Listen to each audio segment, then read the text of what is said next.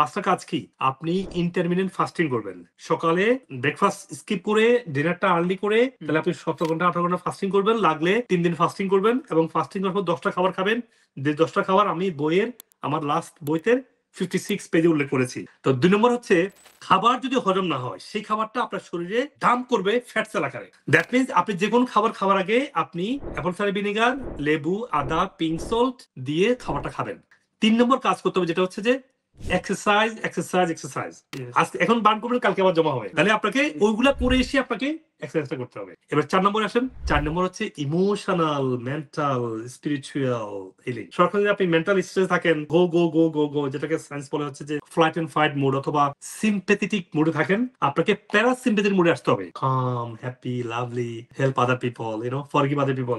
5 নম্বর হচ্ছে থেরাপি এবং সাপ্লিমেন্ট হিলিং। যদি আপনি এগুলো করার পরে না হয়, আপনি 5 নম্বরে এসে আপনার কিছু কাজ করতে হবে হিলিং। যেমন কি আপনি কোরআন হিলিং করেন, কফি নিমা করেন, সো পাওয়ারফুল, ওজন কমে যাবে।